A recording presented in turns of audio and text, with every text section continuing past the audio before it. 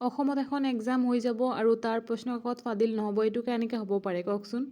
গতিকে মই অলপ আগতে নিউজত চালোঁ যে এইবাৰ আকৌ পুনৰ প্ৰশ্নকাকত ফাদিল হৈ গ'ল ADRE এক্সামৰ হৈ যোৱা পৰীক্ষাৰ। গতিকে এইটো অত্যন্ত দুখ লগা কথা। ইমান কটকটীয়া নিৰাপত্তা ব্যৱস্থাৰ মাজেদি কুৱেশ্যন পেপাৰ কেনেকৈ ফাদিল হ'ল সেইটো এটা ভাবিবলগীয়া কথা হয়। কোনে কৰিলে এই কামটো? ইতিমধ্যে সামাজিক মাধ্যমত ভাইৰেল হৈ পৰিছে আৰু চবৰে গ্ৰুপে কুৱেশ্যনটো চবে পাই গৈছে চবৰে হাতত। আৰু আশ্চৰ্যৰ কথা এইটো যে পৰীক্ষা এটা হৈ যোৱাৰ 24 ঘণ্টা পাৰ নহওঁতেই ইতিমধ্যে কুৱেশ্যন পেপাৰখন চবৰে হাতে গ্ৰুপে পাই আছে। এইটো কেনেকুৱা ধৰণৰ ব্যৱস্থা মই গম নাপাওঁ। ইমান কটকটীয়া নিৰাপত্তাৰ ব্যৱস্থাৰ মাজতো কুৱেশ্যন পেপাৰ এখন ফাদিল হৈ যোৱাটো আচলতে ভাবিবলগীয়া কথা। আৰু 24 আৱাৰ্ছ কমপ্লিট নহওঁতেই কুৱেশ্যন পেপাৰখন ফাদিল হৈ গৈছে বা চবৰে হাতে পাই গৈছে চবে।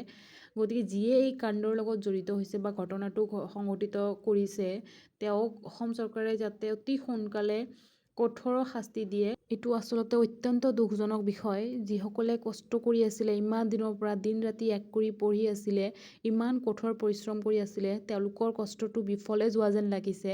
কাৰণ কুৱেশ্যন এখন ফাদিল হোৱা মানেতো গমেই পাইছে। অসম চৰকাৰে এতিয়া ইয়াৰ ওপৰত নেক্সট কি ষ্টেপ লয় সেইটোহে এতিয়া চাবলগীয়া বিষয় হ'ব। আৰু শেষত মই এইটোও ক'ব বিচাৰিম যিয়ে এই কামৰ লগত জড়িত হৈছে তেওঁক যাতে অসম চৰকাৰে কঠোৰ শাস্তি দিয়ে।